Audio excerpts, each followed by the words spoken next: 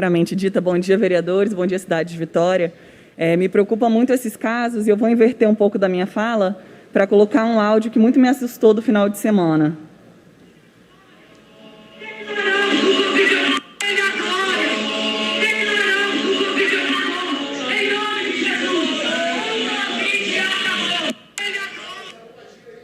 Então, não que isso fosse um problema, mas as manifestações que aconteceram ontem são manifestações, de fato, democráticas, mas muito me preocupa, André Brandino, que nós tenhamos pessoas dizendo que o Covid acabou no microfone, em plena uma manifestação. Isso é muita irresponsabilidade. Diante disso, Deninho, me preocupa muito, porque, obviamente, o PA precisa de melhor estrutura, a gente vem denunciando isso há vários dias aqui, enquanto frente parlamentar de enfrentamento ao Covid, precisamos de mais leitos de UTI, mas a gente também precisa de responsabilidade individual e pessoal. O Covid não acabou, inclusive há uma recomendação para o uso de 2 máscaras. Estou aqui, vereadora Camila também, vereador Dalto também estava com 2 máscaras, para que a gente tenha mais cuidado, porque, infelizmente, essa doença ainda está entre nós.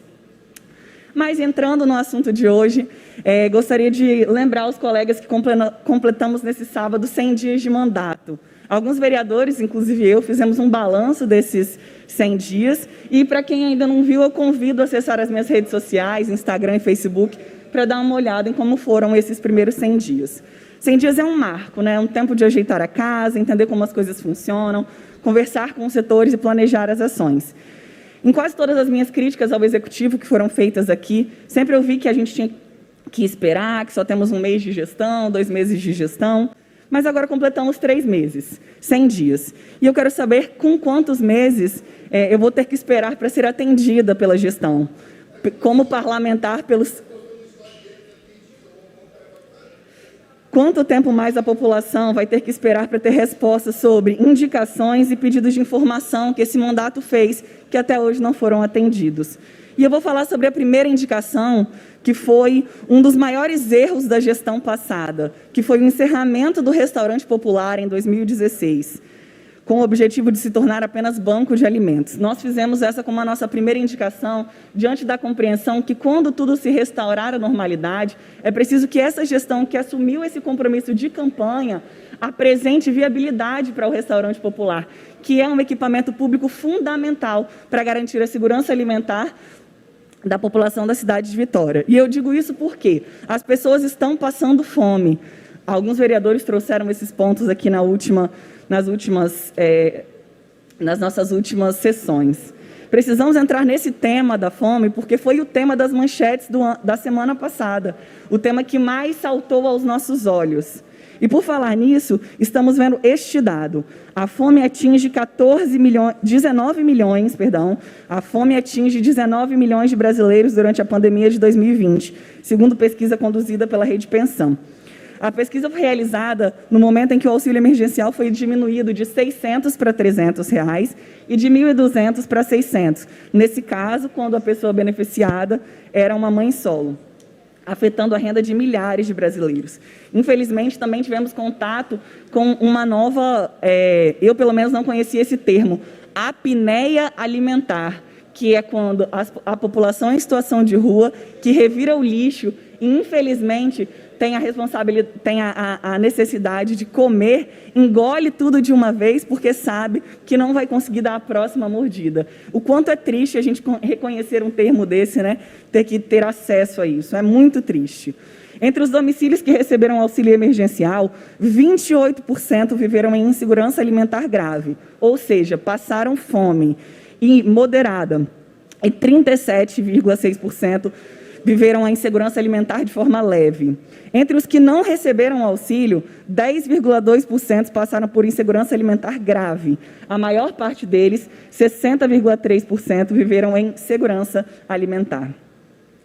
Com o auxílio emergencial em valores menores e a cesta básica cada vez mais cara, que foi um outro tema que a gente também já trouxe para os vereadores aqui, fica difícil ter o mínimo. Toda família fica em insegurança alimentar, passa fome e tem que escolher que dia e quem vai poder comer. E, nesse ponto específico, o podcast Café da Manhã trouxe um dado muito importante, que é um podcast da Folha de São Paulo, que as mulheres são as mais afetadas, porque, como geralmente são elas que gerenciam os lares, as mães muitas vezes deixam de comer perdem uma refeição para poder alimentar seus filhos.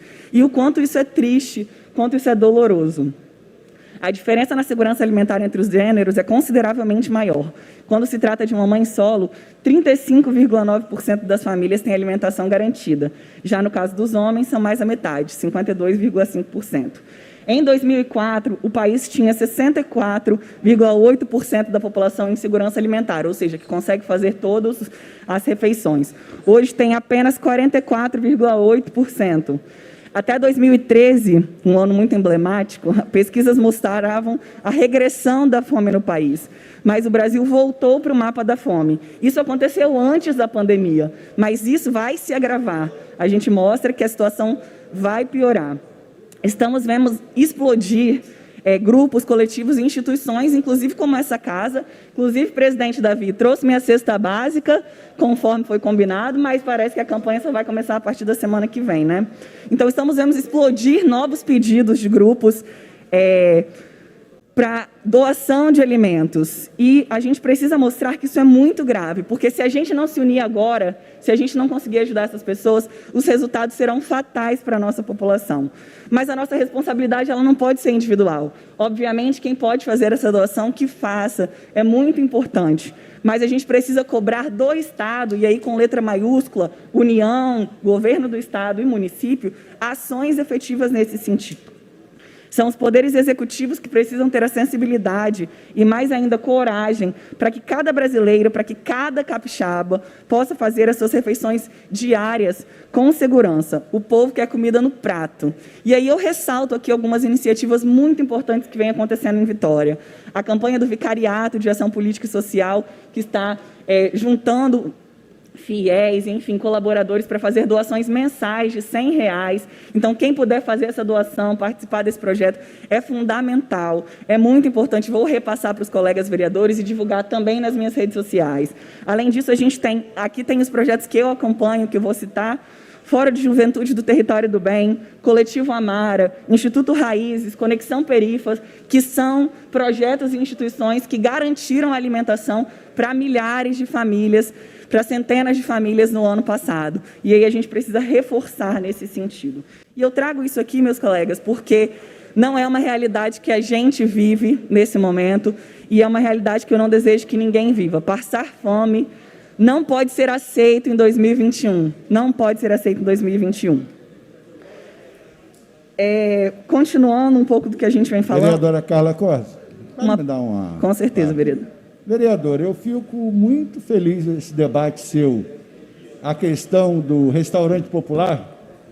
Inclusive, parabenizo o seu pai, quando prefeito de Vitória, na execução desse projeto, e dizer a minha felicidade que quando ele chegou na prefeitura, esse projeto de lei já existia na prefeitura, que foi de autoria do vereador Maurício Leite, que aqui está presente, e dizer... Nós tivemos nessa casa aqui há uns 35 a 40 dias atrás, com os secretários aqui, fazendo a prestação de conta, em que foi colocado para nós o custo que a refeição que a prefeitura estava pagando para algumas pessoas moradoras de rua, R$40 na marmita. Nas tendas do bem. Que é mais cara do que você chega aqui na churrascaria aqui do lado, pagar, que dá R$30, R$35. A volta do restaurante popular numa hora dessa seria de super importância pelo custo barato do alimento, até que serviria, que era R$1, que seja 2, e também dali também poderia ser adicionado esse trabalho e atender essas famílias carentes com custo zero.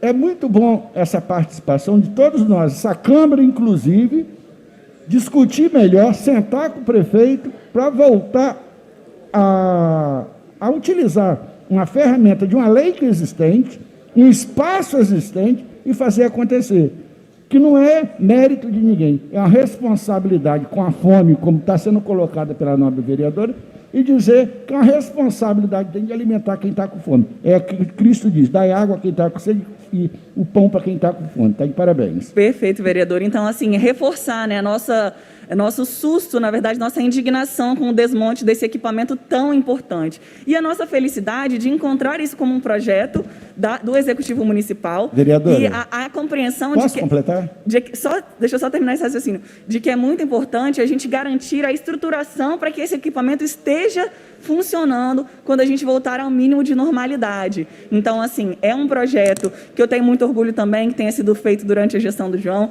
Precisava de aprimoramentos, mas ele nunca poderia ter sido descontinuado. Então, é muito importante a gente ressaltar isso, a importância da confirmação do Executivo Municipal. Chama aqui o vice-líder, o líder do governo, da Prefeitura Municipal, para que reforcem com o Executivo Municipal essa cobrança de que o restaurante popular ele tem que voltar. É um equipamento muito importante para a cidade de Vitória. Vereadora Carla Cosa, inclusive eu queria fazer uma colocação de que não foi o prefeito atual que chegou aqui nessa gestão agora que acabou. Sim, foi o prefeito anterior.